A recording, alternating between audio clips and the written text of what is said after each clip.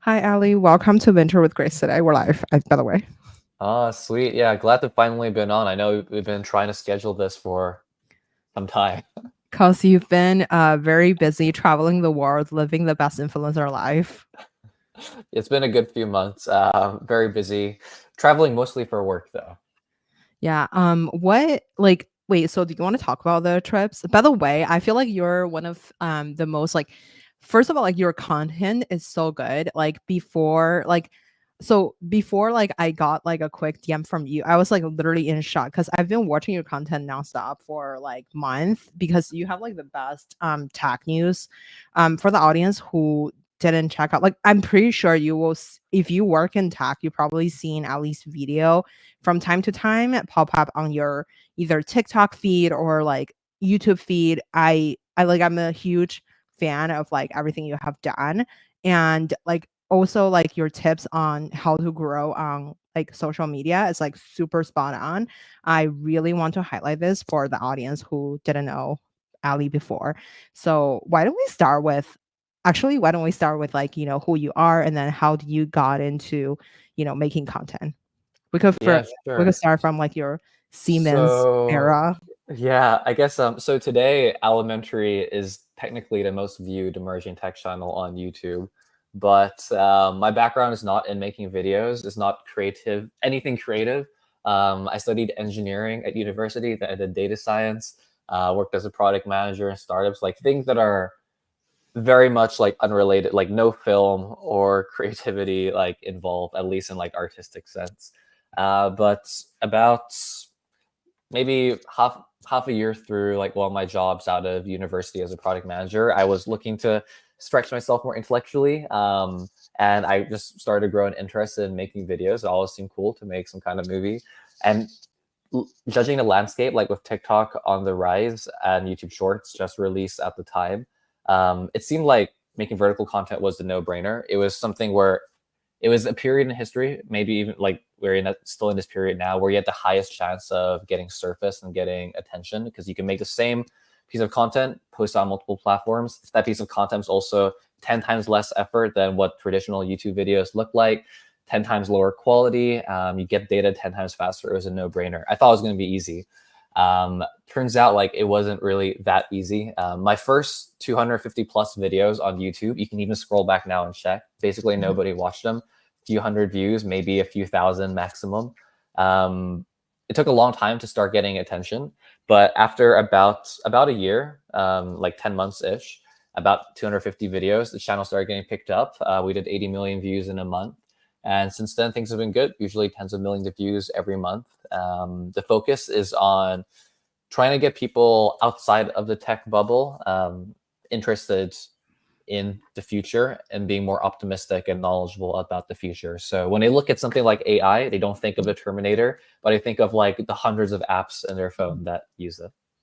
For sure. I wanted to touch upon like couple things. One thing is like you mentioned like, short form content is a lot easier to make than traditional like, the long form YouTube videos. But I feel like it's super hard to compress like a lot of ideas within like 30 seconds or like 60 seconds. I wonder like I've seen like, some of the great like like TikTok channel pop up in the VC space, but they're like none of them are like traditionally big, like the Call Her Daddy or like Joe Rogan Mm. show or something that level.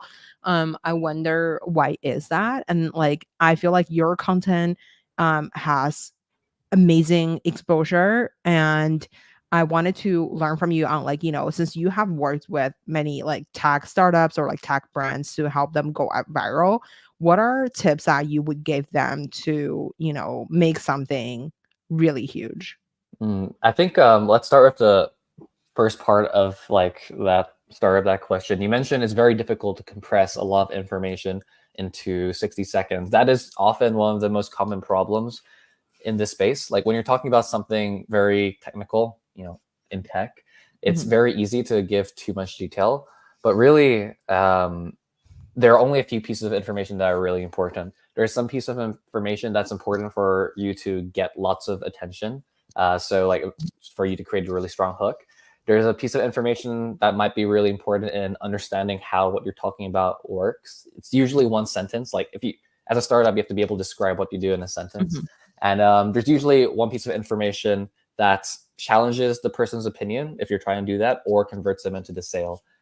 Usually there's very few pieces of information you actually need to put into the video, and everything else is kind of like decorating the cake, rather than like putting more flour or whatever in the cake.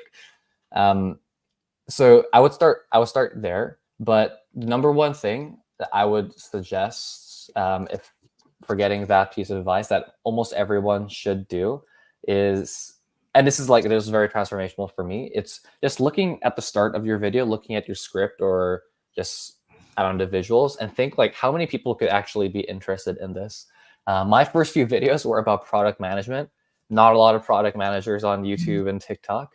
After I pivoted to more like general business stuff, a bit more attention, you have to think like, what is like the TAM, the total addressable market of Mhm. this video? Is it 1,000 people? Is it 1,000,000 people? Is it 10 million people? And you want to go for the biggest number possible while still being aligned with your mission. For sure.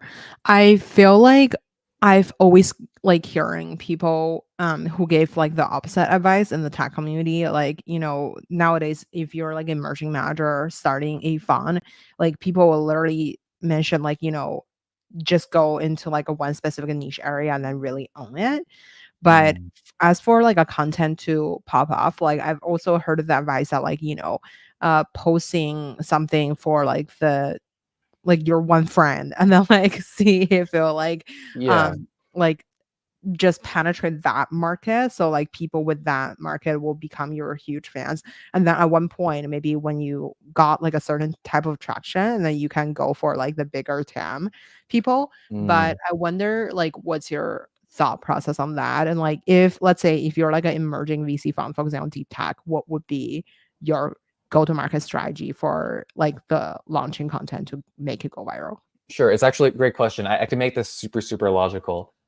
Whenever you want to grow on any social platform, it's important to think how content gets propagated on that platform.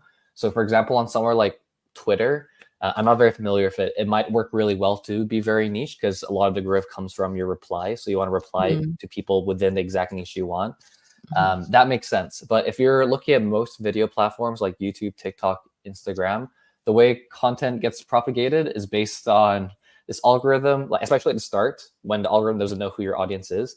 You're hoping the algorithm will, out of like the random, like normal distribution of people on the platform, it will find mhm, the exact right group of people that want to watch your content. So in the beginning of your journey, and when you start making content, if you make content that only applies to a very, very small niche in this great big normal distribution of people, there's such low percentage of hitting the right person. Let's say you're a deep tech person and you wanted deep tech, like founder, your technology is about brain computer interfaces. If you made stuff like just for science, like you're trying to recruit people, and so just for scientists that are aware about brain computer interfaces get super technical, you have such a low probability of hitting that audience right from the start. But if you go like a layer above and maybe just try to appeal to people that are interested in, I don't know, brain computer, just like the next niche up, maybe it's just like AI. Now the algorithm has a much higher chance of hitting that like wider audience.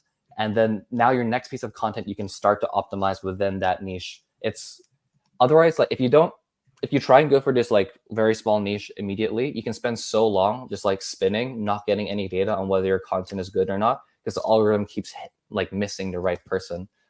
So my mhm. approach, like my advice is if you want to get there as fast as possible, you should start a little bit broader, but still have it aligned to your brand and the mission. It's just you want the algorithm to start to figure out who the audience is. Totally. I one of the things I learned from you was like completely shocking was I feel like all the current AI tools are focusing on like pumping up as much content as possible. Like, from one podcast spin off to like 37 like shorts and like seven tweets and like five LinkedIn posts. But I feel like one thing I learned from you was like focusing on making one thing go viral, and then maybe like the algorithm would be able to like picking up your other content. That's like something I find it eye-opening. Yeah, I feel like creating that one piece of content, it's like just like a huge challenge because I feel like I don't know, like I feel like just from like content selection, the theme and the writing the script and going about like, just like researching a subject, like how deep would you go or like how Mm. how I guess like what kind of things could you say? Because I feel like another problem is like I feel like living in the tech community, it's actually a pretty tight knit community. You may actually living in San Francisco, especially, you may actually run into the person you're talking about, like at a dinner or like at a party or something. So I feel like that's like another challenge. Like, oh, if you like say something really like dramatic, wouldn't you be like canceled like socially or something? So I wonder, how do you kind of like go for the balance on like creating something that may have the potential to go viral and then being tastefully like addressing the thing to like make it like fitting into like a norm. Yeah, so I actually had this experience recently. Somebody I look up to that is very popular in Silicon Valley, California, is the ex like founder of Braintree Venmo, Brian Johnson, also the man that doesn't age. A few weeks ago, I met him in Dubai, and we kind of lived together for a weekend. And yeah, I made a few videos about him a year ago, and these are the most viewed videos on YouTube about him. And they are quite like the hooks are a little bit audacious. I take a lot of creative liberties there. Um, I think this is up to your own comfort. But for me, as long as the video ends on a positive message, then it is a good video that has done good in the Wait, world. what did he say about your videos? He said I did a good job. But I did ask him, like, was I not being like too audacious and crazy? And he chose to remain silent whenever I asked that question more than once. But I think he was happy with it. It has like 13 point something million views on YouTube. So there's like a large portion of people that know and heard about Blueprint, maybe have watched that video. And he's happy with it. So I think the main thing is like people understand, like journalists and anyone that needs to try and grab attention organically has to be a little bit audacious. It's just I think you can redeem yourself by ending the video on a positive note or teaching the audience some like positive lesson. Don't let the lesson be the negative hook at the start. Mm. I wonder, like, as a creator, I wanted to, like, I guess, like, chat about, like, one thing is, like, if you're creating something today, what platform would you choose and why? We'll go for that for the first question, and I have, like, so many other questions, but I wanted Mm. to start. Depends what your skills are, like skills and like your target audience. It's to me, it's like pretty obvious. Either like short form, like written content to post on Twitter and LinkedIn, or short form video content to post on like all the video platforms. It's because if you're gonna make video, like if you just make it vertical format, you can post it on Facebook, YouTube, Instagram, TikTok, Oh, I Snapchat.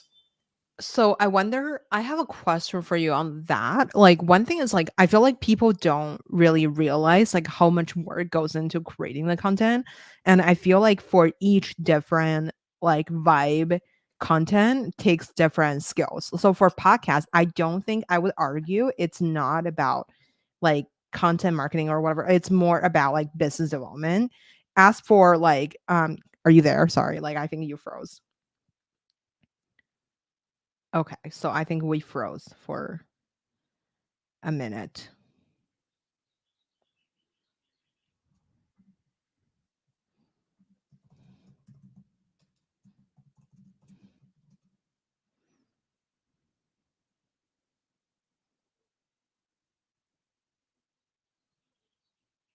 Sorry, audience. I think we froze for a minute. This is like frozen. Let me remove Ali and then jump back in.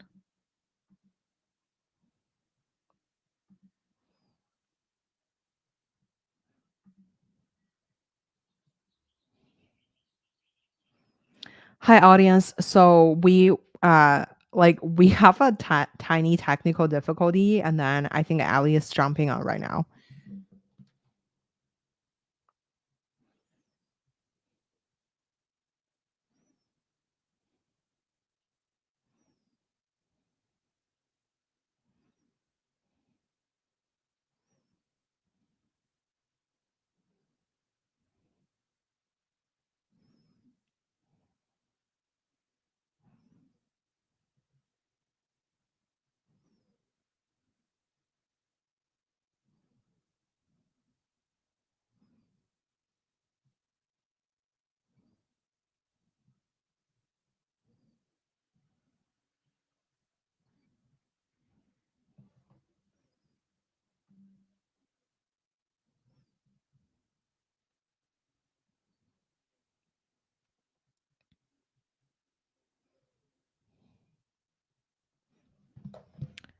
We are about to be back.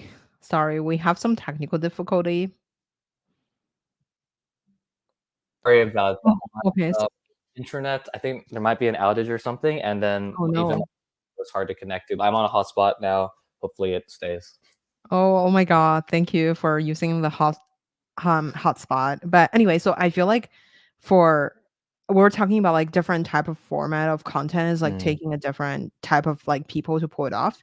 So I feel like for example for podcasts, I feel like I would argue it's more of a like business development or like partnership related things because you have to outreach a lot of guests or like people reach mm, out to you or whatever. Like so you have to build based off that skill. But like as for like, YouTube or like TikTok, I think YouTube is more for like I don't know if this is true, but, like, I feel like it's for, like, people with, like, actually technical skills, like, the operational excellence, like, you have to really make a camera work. You have to, like, making sure you write a script, and then you have to make sure you film it, and then you have to make sure you edit it, like, those yeah, are all different type of, like, skills that you need, and, like, instead of, like, just, "Oh, are you a good creator?" I feel like creator really it's, like, a broad term, like, for LinkedIn or for, like, Twitter, I would argue it's more of like text. Like, are you a good writer? Or like yeah. that's like the skill that I don't know. Like, please Yeah, correct so me if here's I'm my wrong. more my perspective. So my background is like not in film and stuff. Like I nobody in my family like even plays like a musical instrument. Nobody in my like I don't know how many generations like doesn't do anything creative. So if you really wanted to learn the skills of making videos, like you can, your time or not. Um, I think for most people, actually also, but maybe another thing to consider is like the return on your investment on that time. So one of the other reasons why I learned to do short form video over long form video is because I only had to get good at kind of just one thing, and that one thing was keeping people watching on the video, like capturing attention and retaining that attention. I didn't have to learn how to be good at like thumbnails and stuff like clickbaiting people.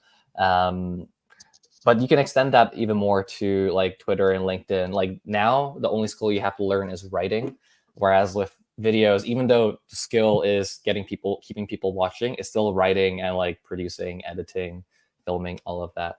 Um, but for me, at the time, like Twitter and LinkedIn, I had no idea how I'd monetize with those platforms. They didn't have anything to sell. So YouTube seemed like the most obvious place to start putting out content. I also didn't start with like financial incentives in mind. I wanted to learn from you. Like, I feel like in terms of writing, what would you say would be like a good writing course for this? Because I would argue, like, I think whatever do well on Twitter and whatever do well on LinkedIn is like very different. Same as Mm, on like TikTok. Because I feel like TikTok is more of like people are looking for like entertainment than like just like knowledge or like information. I would say on like Twitter and like the LinkedIn like culture are like also very different. So it's like one could be I would argue it's more like tactic driven. One would be more of like performance slash marketing driven as like you talk about like your accomplishment or something, but like on Twitter it's more of like your tactics on XYZ. Even like the keywords that you're going to be using are very different for these two kind of like platforms. I wonder too, make a viral video on YouTube, what would you say would be like a writing course that you would suggest people take, or like what would be like the thing that you would use Mm, to educate yourself on um sure. I like think how to. I could give advice for this is you maybe don't even look at a course. Like just listen Mhm, to what I'm going to say right now. This will mhm, apply to other platforms as well, like Twitter, LinkedIn, if you want to get good, or even email, like copywriting, if you want to get good there. There's a few key principles, and then there's just like a lot of work you have to do. Key principles are stuff like first thing is understanding again like what gets content to propagate on that platform. So on LinkedIn it might be reactions, so you have to like tailor your writing to create reactions, and when you're writing you have that in mind. What am I doing to create a reaction? At least on YouTube it's usually about retention. What am I writing to get people to stick through to the end of the video? Some basic principles are you want to do some writing that makes sure that people always have a reason to stay in your video. So you always have a question raised, and whenever you answer that question, you've already raised a new one, or you've raised multiple questions and only answer one at a time and leave one until the end. So you also want to give people a reason to stay. You also never want to give people a reason to leave. And reasons to leave in videos are usually like points of confusion. So especially if you're talking about something technical, if you start the video off easy and then introduce a lot of technical language, now you'll start to like throw people off. Sometimes technical isn't even like really long words, like brain computer interface. Like those on itself, brain computer maybe interface is the only hard word there.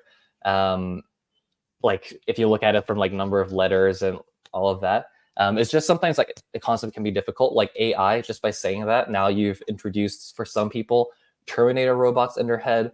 For some people, mathematical equations. For some people, I don't know, apps on their phone, startups and mhm, stuff. It's a very loaded word. So you don't want to cause confusion as much as you can. mhm, And that can also, one more thing, it's like you want to make sure sentences connect to each other. Like you don't say like, for example, today I'm going to talk with Grace about XYZ. Yesterday I was doing ABC. Like those two sentences don't seem connected, and the audience will be mhm, thrown off. Point of confusion. So always give them a reason to stay, never give them a reason to leave, and make your writing simple as possible. If you look at just these three things will get you really far. Look at any of your favorite writers or creators. You can take their script or transcript. Their writing is going to be really, really simple. Like the best authors have very simple writing in terms of like grade level. So understand these three things, and then after that, it's just a lot of work. Go look at your favorite writers, creators, look at what their writing is. And I would recommend doing something called copy work, which is where you look at their writing, analyze it, take some notes about it. Now put the writing away and try and recreate your writing just based off your notes. This will like really accelerate your understanding for how they made something work, or at least it gives you a lot of theories that you can test. And this is something you can do for writing a book, writing Twitter posts. It extends to everywhere. I wonder when it comes to like, if today you're like a founder of a startup, how would you go about the content piece? Because if you're a startup, you probably have limited amount of budget. Obviously, when they grow bigger, they could hire Ali to make a video. But Yeah. like but like if they're like earlier stage, like Cedar or something, and then they're like a robotic startups. Well, let's say, okay, I'll give you two different scenarios. One is like if you're like running a SaaS company and your product is, let's call it a I don't know, like I don't know, like a productivity Cybersecurity tool. Oh stuff. yeah, Okay. cybersecurity. Why not? Cybersecurity actually is better. Yeah, if your product's like a cybersecurity thing, and then like how would you go after? Do you even would you even go after the mass audience, or like how would you kind of go about promoting yourself to the client?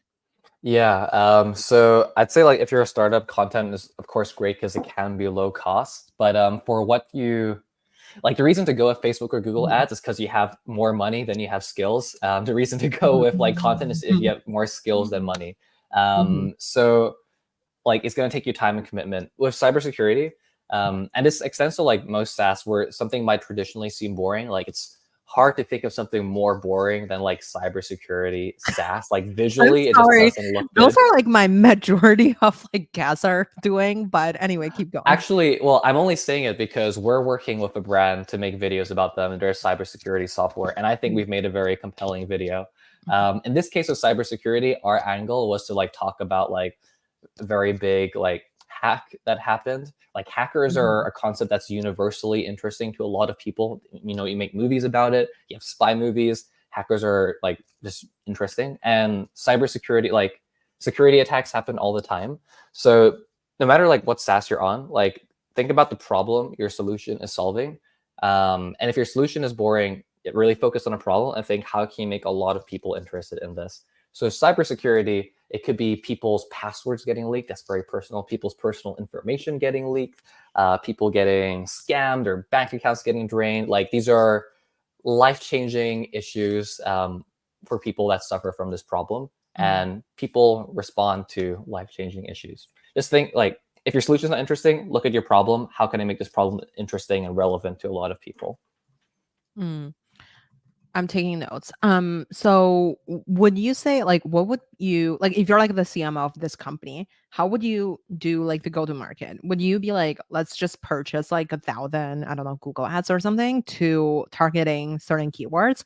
Or would you be like just being on TikTok all day? Or like would you be like, making what kind of form of content would you make? And then would you say you will make the similar content that you're making now? Or would you talk about, oh, like, here's our like how we solve like the biggest life changing issue thing, and then like here's Mm, like how we do it? Or like would you just go for like the Dollar Shave Club route, which is like making something really funny and then pop off?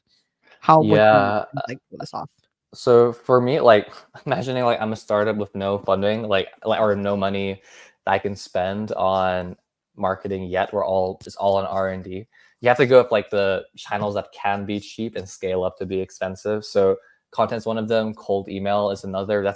These are things that you can do for almost free. It just depends on like how good you are at executing them. If I were to go down the content route, this is super dependent on the person creating the content. For me, like I am not that funny of a guy, so I have to make like educational content to make up for it. But if I was a funny guy and I could do skits, like maybe I would go through that angle. The important thing to consider is when you're making content, like you, the person, is actually making it. You're the one that has to show up like every day or every week to make it. And if you really do not enjoy it, or you're really bad at this format of content but good at the other, you're just making life hard for yourself. You want to stack the odds in your favor. If you're funny, make funny content.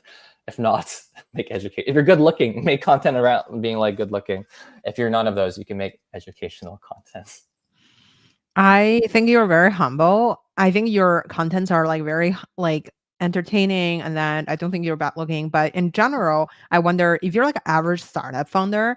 I think like I guess like for like educational content, how exactly would you say you would like make? Would you be like, oh, let me educate you on the security software? Or like would you Mm-mm. be like, hey, let's say would you make like 100 videos that are like, yeah, we're solving this life-changing issue today, and then tomorrow we're solving the other life-changing Yeah, issue tomorrow? I How would think you do how this? I would approach it, an important thing for me at the start was having a series of similar format content. So I Mhm, maybe split up. It depends how much content you're making. Let's say you're making 2 videos a week, hopefully more, mhm, but 2 videos a week. One of those videos every week should be part of a regular series where you don't have to think that much. You can keep on trying the same format and iterating on it. The second mhm, one is like content for experimenting, for you to find what potentially could be that better series. The reason why you should do a series is it takes a lot of creative load off of your brain, and it enables you to put all that creative like load and ideas around a new idea that could be bigger. As for like the actual specific content, like this is like totally random example, like would need a lot of testing. I think stuff like covering recent like vulnerabilities could be actually interesting.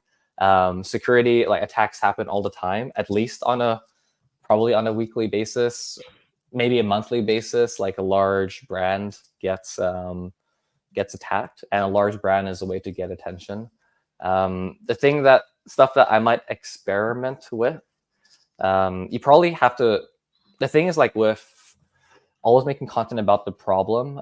If your problem is only like relevant or experienced by a certain group of people, you're always only trying to get those people to watch you. I would try to think like, what kind of content can I use to reach a new group of people?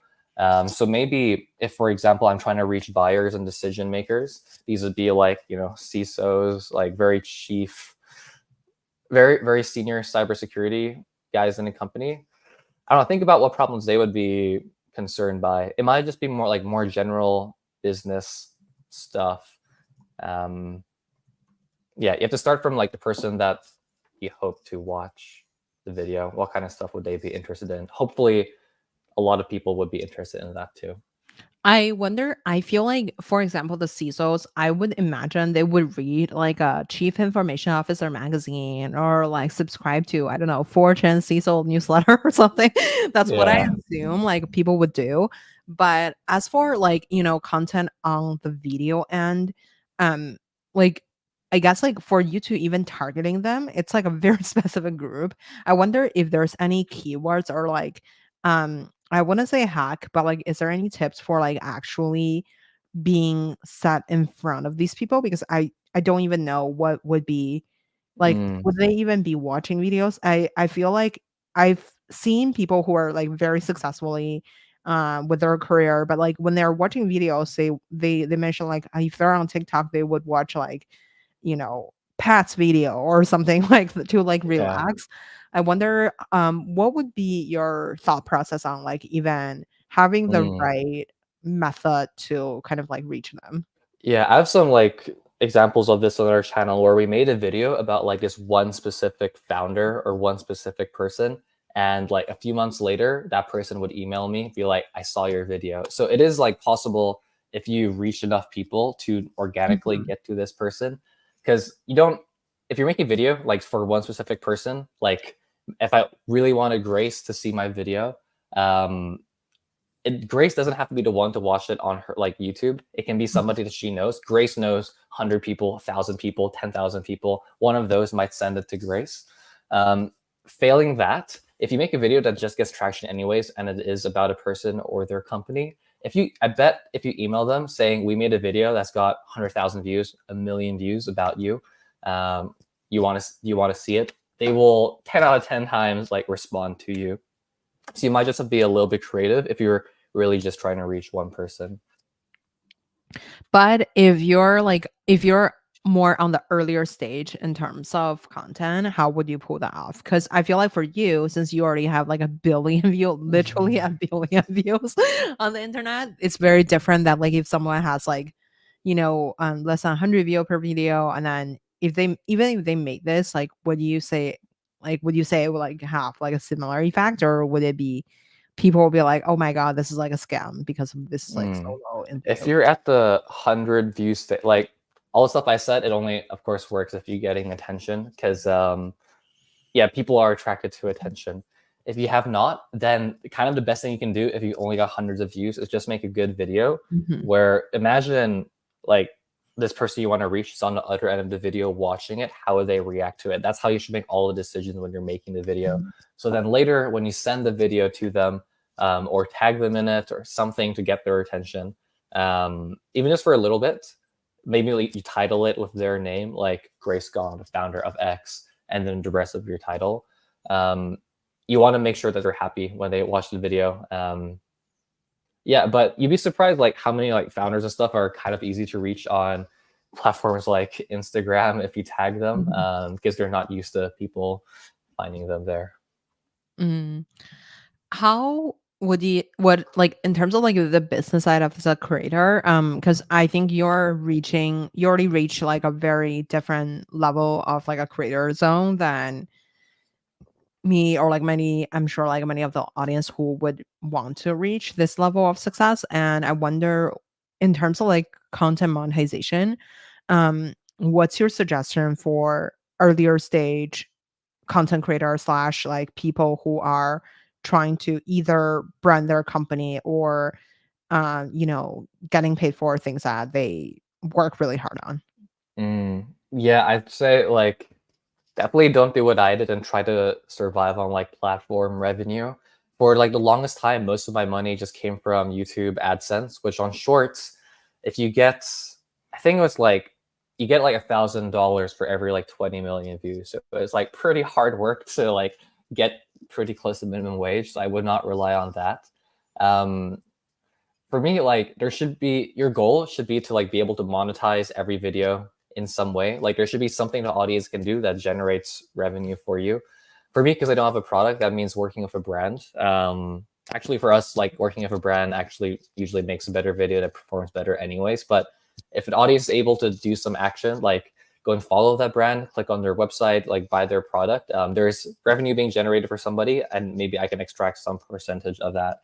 If you have your own product, you should just like you should not like maybe promote it in every video, tell people to go click on something, but you should just make it obvious that people can go and buy stuff from you. Yeah, just try and think like how can you make revenue on every video when if platform revenue did not exist. Mm. I guess like for people who are interested in like I know like we have some audience that are like tech creators and then they want to eventually make off their full-time money off either I don't know like I think most people listening are like newsletter or like podcasts or related things and like video because as you know like in the tech community the videos like video making isn't like necessarily the biggest like trend. But I wonder like for people who are trying to breaking into video or like trying to becoming a full-time content creator, what's your suggestion on like both like sustain themselves in terms of like uh creating viral content, also like monetizing it? Because I think you grew really really fast, as you know you mentioned like in a month in 2022 you would have like 80 million views. That's like maybe someone's like lifetime viewership. How would you suggest people to um before they pop off, like what should they do in terms of like sustain themselves, and like after what degree of capturing people's attention you would suggest them to becoming like a full-time creator? Because Mm. being a creator also having like up and downs, you nobody can guarantee a certain level of view at all time. Yeah, so I guess it's important to like footnote the 80 million view months, the 9 to 10 months before that, it was like 8,000 views a month. So if you spread that out of, yeah, it's not easy to do those view counts, but also progress like with content, it doesn't happen gradually. It's like, or it is like very gradual and then it's very rapid, and you're just waiting for that like for that part of Rapid the hockey learning, yeah. stick to happen. As for like when to take it full time, for me personally, it was when I had like 100,000 subscribers, I still stayed at my job for like another, I want to say 9-ish months after that, because Mhm. I enjoyed what I did, maybe even more so than making content. I only left when maybe I lost some interest in my job. I found more interest in content. For most people, it's like a very personal decision. You definitely do need some money like tucked away to sustain yourself. Like revenue might even like last year, actually the first like 6 months the business like net income was negative. So like we had to have some like money saved up for that. We just spent a lot on videos. um yeah, I mean like it's part of it's financial decision, some of it's just personal based on what your interest is. Things that you can do if you're a creator to like do that a little bit earlier is work for another creator or work with a brand and create content for them. um yeah, by working with another creator, you're getting like even just editing for them, you're learning so much from them really quickly, and you're earning a little bit of income to like sustain yourself. If you're making content for a brand, then they have other motives other than just like seeing the content pop off. Maybe they want to run it as an ad, maybe it's just social proof for when people check them out. They have more to gain, yeah, for making content. Yeah. Mhm. For sure. I want to say hi to the LinkedIn user. Hi, LinkedIn user. So people were saying this is applicable. And so I wonder when you were thinking about um let's say like branding a company, let's say in the tech category of things. Because when I think about your video, I feel like you talk about a various of things, and a lot of Yeah. them were consumer related technology stuff. Like, there are like the big brands like the Big Four, or like, popular tech celebrities like Elon Musk or Bill Gates, or, Zach. They're Mm, happening on your episode yeah. very often. And I wonder, as for like smaller creators, like, what would be your tips on like what topic should they feature? Because I think, let's say Mm, if you want to brand a startup and you mentioned about like creating a theme, what would be in your weekly content calendar to make? Because of maybe the smaller brand, let's say the security company is not related to Elon Musk or like, these like popular tech celebs. Yeah, well, actually, you'd be surprised. The video we're making for the security company, it's about a data breach in Tesla. So, like, it's funny that you had that specific example. The reason at the beginning where I would use these much bigger brands and names to try and get this attention is because it's like people recognize them, and when people recognize something, you buy a little bit of time. Mhm, A lot of the videos we make now actually do not mention like a recognizable name at the start. It's more mhm, about things that are inherently interesting. Like today, I made a video about like the world's thinnest AI device. We do have also videos on like businesses that like on B2B, like more B2B vibes instead of consumer. Um, so I say if you're a security company and you don't want to lean on like already famous entities, like that is not. like, I I, think it's not necessarily people don't wanna lean to it, but, like, let's say if Tesla having, like, a negative news, and then, like, if the person who is talking about, "Oh, hey, we can fix it," but, like, I feel like the biggest fear in business is, like, wouldn't the bigger company just, like, go after you if you said something negative as a uh, business? yeah, that's true. There's usually more consequences if you post that as a business than as like an influencer slash like independent creator. But I'd say like you don't have to lean on famous people. I've learned now through all these like hundreds of videos that there are other things that are universally interesting that people recognize. For example, like creating an emotional response. Everybody has emotions. If you're able to create that very quickly in your video, now a lot of people could be interested in your video. Um, there's also other things that are naturally interesting to almost everybody. Like, for example, the thing I was talking about today. It's like basically like an AI like diary, like it transcribes, summarizes all of that. But the reason why we went with this is the world's thinnest like AI device, things that are very small, naturally very interesting to people. Or actually, I think the hook we went with in the end is this should be illegal. Again, something naturally interesting to a lot of people. Um, yeah, you have to get a little bit more creative. Mm. When if you're like a VC fund, or like if you're are because a VC fund doesn't have necessarily have a product. The product is like maybe their investments. Of course, I guess you can talk about your investment, but if you're an emerging manager, you don't have like a lot to talk about. What would be your strategy for them to stand out in the content game? Mm. So, are we saying we don't have any investments yet? Let's say you have like 3 investments, but like none of them are like Tesla or something. Oh, they don't. I don't think they have to pop off to be interesting. I think maybe even when they haven't popped off, they're even more interesting. Like, almost every founder is an interesting, and every founder and every startup's an interesting story. This is somebody, a hero, who had a call to adventure and who probably hesitated before going on this call to adventure, but then they something eventually pushed them to do it. And on this like adventure, they go through a lot of trials. They take a lot of hits, but eventually they emerge out of it, becoming a better person, having maybe growing a company, and that is a hero's journey or a hero's circle, right? And story can just be like a small part of it. It can be like the act one of that.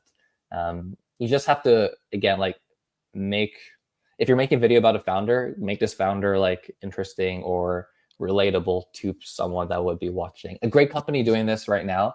I've seen a lot of their videos called Build Space. Mhm. All of their founders are like nobodies, but they are making compelling content about them.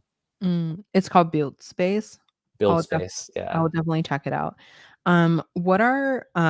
What would you say are things that you would do to like brand their VC firm? Because I think if let's say they have 3 portfolios and then they made a video of each one, and like what other content can they make as a firm?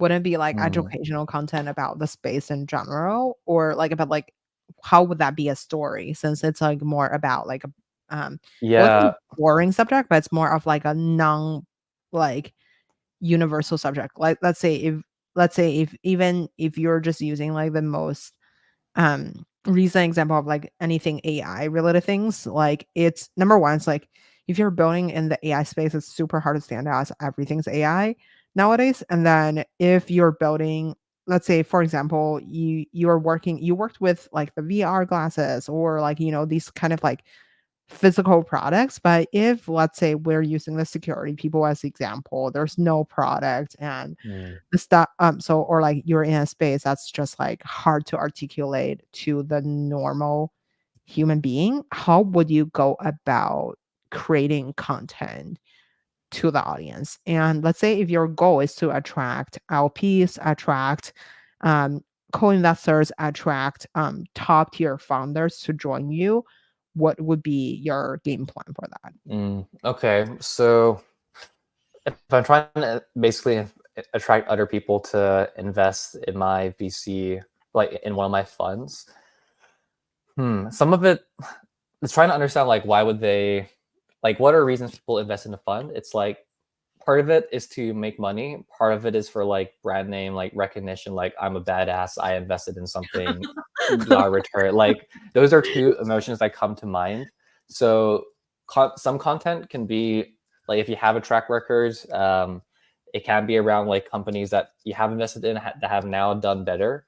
That naturally is a very interesting story already. And like this is like it's such a like if you go, take a step back, the niche of like Mhm. making money on social media is like huge. Like every like so much like creators on social media is just teaching people to make money. So you can kind of like lean towards that direction, but with like your VC twist.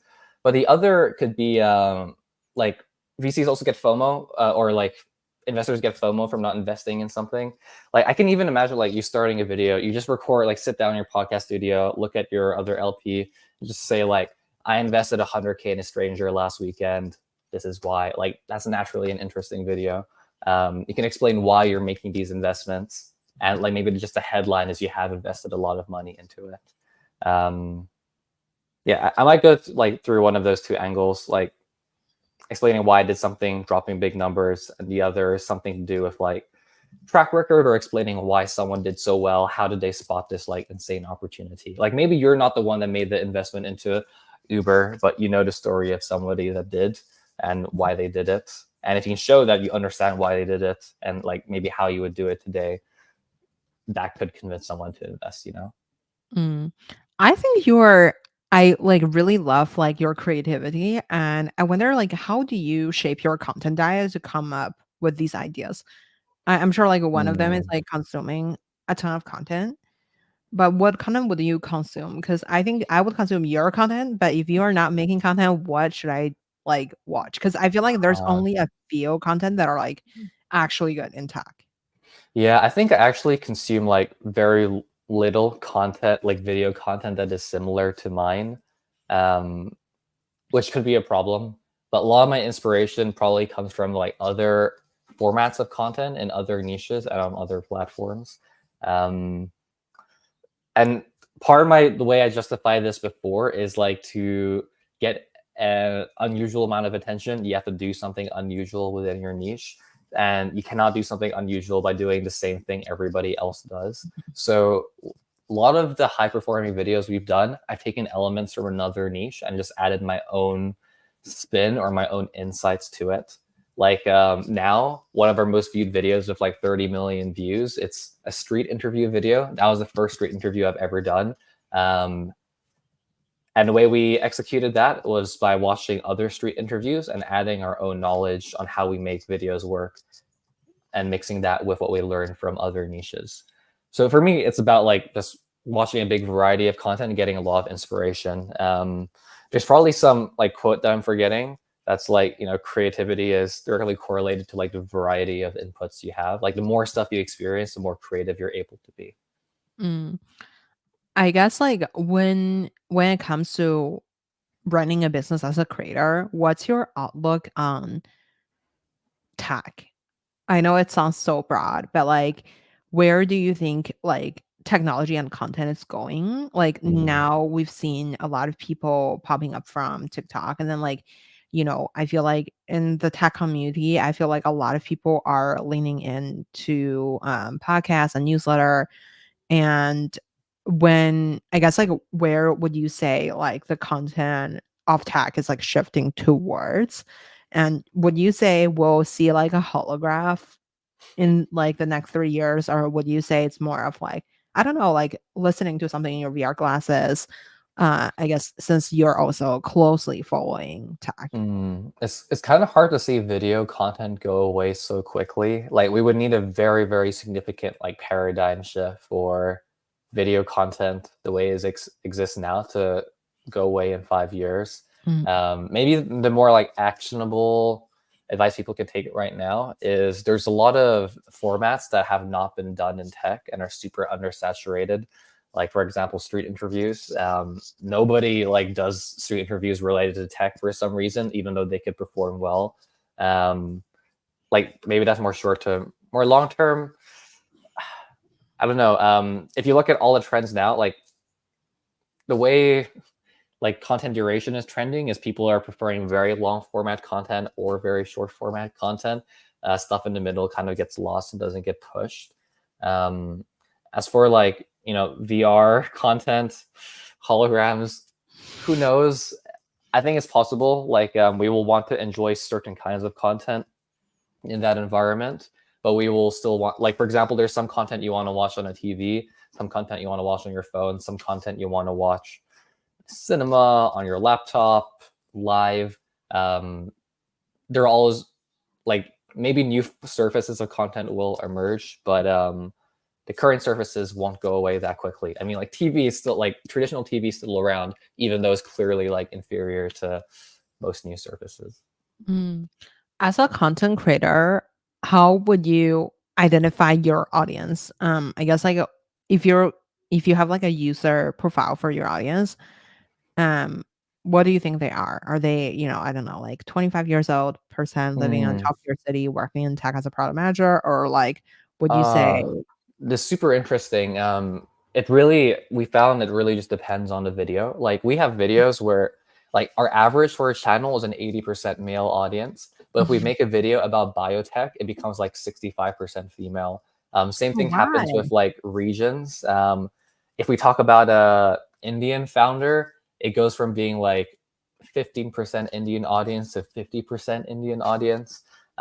Same thing with age. If we talk about this spitball, I can't remember right now. Maybe let's say like an old like some old technology. Like we're talking about a company like HP. People Mm. like younger than me don't really know what HP is, but people older do. The content naturally shifts towards that audience as well. But like really, the best way to do it is to actually like read a lot of comments. I just know that we're reaching some people that are experts and some people that are want to be experts. So probably they work in tech and think they're like really smart and stuff. It doesn't matter what video we make. We could talk about rockets. There'll be like rocket scientists in the comments. We can talk about neuroscience. There'll be neuroscientists in the comments. Yeah, just if the content like gets enough scale, it will always reach that like right person that you are targeting the video towards. Do you collect them into like a newsletter or something, or like funnel them onto other channel? Besides, like, No, I probably should. It's more of a capacity issue. Like best practice would be to push them somewhere. But I feel, especially if like your main audience is TikTok or Instagram, these platforms that are a bit more of a like black box, a bit more risky. I definitely would think about it more. But YouTube, like it's pretty safe. Like as long as you know humans that work at YouTube, you're never really gonna be in trouble. Even then, like it's probably still as good to have a newsletter, but it's a mm, lot of work too. Don't underestimate it's a how lot much of work it work. is. It's a lot of newsletters are a lot of work. But it's almost the same amount of work now when you might have 100 subscribers, and later when you have 100,000, and later when you have 1 million. So it's a bit of a trade-off. Like how much do you want to invest in the newsletter now and get very little return versus later where you get a lot of return? But I'm sure if you launch a newsletter, there will already be like 1,000 people, like Yeah, we did. 100,000 people We sign actually have a up. data point for this. We made one video once where we drove emails towards an email list, and we collected 10,000 emails from one video. So like, That's it pretty is good. Just do that like possible. 100 times, and then you'll have a Yeah, million million people sign yeah. I don't know up. how reproducible that is, but it definitely was on my mind. But newsletter content, that's a whole other thing to work on. Oh, why don't we also plug your podcast here? Honestly, what like yeah, you have a podcast. I just know you had a podcast. Like it was actually pretty helpful if I were like a content creator on TikTok or YouTube. I feel like it's actually a useful content about strategies or things to mostly things to avoid to do on TikTok or something. Yeah, it's I guess it's funny that you mentioned I haven't worked on this since like a year ago. There maybe just wasn't enough interest, wanted to focus on other things. Yeah, influencer power. It was very fun though. I did enjoy it. I think a big benefit of like just doing podcasts is having very intelligent conversations, expanding your thinking if you're speaking to the right people. Mm. When I guess like would you say like where do you think your business is going? Would you say I remember like when we first started chatting, you were working on a product. Mm. And are you still working on more products or would you say you want to just be like a full-time content creator for our life? Yeah, so the focus for the last like 10 to 11 months has just been on the content side of the business. Maybe longer term, it would be back because like my job before was product management and I studied engineering. Maybe be back towards making some kind of product. But at the moment, like the issue I realized like 10-ish months ago is that we're creating all of these views. Like let's say we've done as much as 100 million views, but let's say like 10 million views a month. That attention is worth like I don't know, like $100,000 a month or something as like Facebook ads, and we were getting like $500 off of that. So there was a lot of room to like try and capture value there, and that's where I should have started to yeah make the business more healthy rather than like try a totally new product R&D revenue stream. Um, I guess since you're also hanging out with like a lot of top-notch creators, you want to share a little bit more of your journey in the past few months and what are like something that you've learned from hanging out with other top creators? Also, Wow. you just live a really interesting life in general, I feel like. Just by stalking your social, I feel like I want to like just like learn from you on how to get there and then I don't know. Hmm. I guess I can't there's a few like let's talk, we mentioned Brian Johnson just now. I consider him like kind of a creator. He has a very very good YouTube channel. Things that I learned about him specifically is that so just spending a few days with him, right? And I realized over those few days he never says anything negative ever. Like he only says positive things, neutral things, or stays silent. That's something I really want to embrace. Like it's just impossible for someone to not like you if you never say anything negative. Um, he also thinks like very big picture. So he exited Braintree Venmo for like 800 million. He has his own fund, the OS fund. He Mhm, has Kernel, his own like venture backed startup. mhm, When I asked him about these and like why doesn't he mention that when he's introducing himself, he says nobody cares, which I thought was very impactful. Like these are huge accomplishments, but mhm. the way he filters things on what to look at and like what to think is important is 500 years from now, when people look back on this century, they'll probably summarize it in a few bullet points. And what you're working on contributing to one of those bullet points? Just encouraged me to think a lot bigger. Last one, of course, with him is like, don't die, stay healthy. Um, Other Don't stuff I've learned stay from healthy. like, it's actually like way more important than you think. Like having a healthy life and living longer, it's the only default game we're all playing. Stuff I learned from other creators that are more successful and bigger than me, though, something that anyone can take away. It's just it looks like a lot of work. Like these people work harder than like anybody I've ever seen. Like they're always switched on, they're always working, always grinding. Um, it's kind of hard to like. It's a bit motivating, but a little bit demotivating because like I can never see myself like being as hardworking, as switched on as them. You're also really hardworking. Yeah, Just but like these people, like some of these people are another level. They're just always on it. And but that obsession is the reason why like you're more successful than other people if you can have that obsession. Okay, so on that note, why don't we end with a 1 minute fire round? So, what's your favorite book? Favorite book. Is this supposed to be fast? I So don't. fast. I want to think about it. Oh, my favorite book that not everybody likes is called A Million Miles in a Thousand Years. And it tells a story of this author, very successful author. A film crew approached them to make a video, like make a documentary or movie about his life. And he realizes he hasn't lived a life worth telling a story, even though he's had all these accomplishments. And through telling the story of his life and like the next years after that in the book, the message is that you should lead a story worthy life because story worthy life is an interesting life. A story worthy life has risks, has failures, and hopefully also successes. Hmm. Who made the biggest impact in your career? Who made the biggest impact in my career? This super random guy that I messaged on TikTok because I like his videos. He's the one that gave me the advice. The first one that gave me the advice that my videos were too complicated, hard to understand, hard to follow, but then also told me how to get better. Yeah, Arav Navula or something like that. It was his handle. Have not been able to reach him in like years now, but this random guy that just messaged on TikTok. So go message that random guy. Oh, wow. Is he like a successful TikToker or is he more like a random person who watched your video? He did make some videos. I think he has maybe like 50,000 followers or something. But at the time, his videos were doing just a little bit better than mine. So I complimented him on it and asked him why he did think it did so well. Wow, that's crazy. Okay, so we'll definitely stalk him. And who would you invite to your dinner party? Who would I invite to my dinner party? If I could invite anyone, I'd invite like I'd like to have dinner with Brian Johnson again. He would make sure everything's really healthy, of course. Uh, yeah. Where can we find you outside of work? Outside of work, again, a very so much of my mind is with work now. Um, I try to spend my time if I'm not at home. I'm probably going to meet people. So it is within communities that like create content or founders, just people doing interesting, difficult stuff. Amazing. Ali, thank you so much for coming on the show today.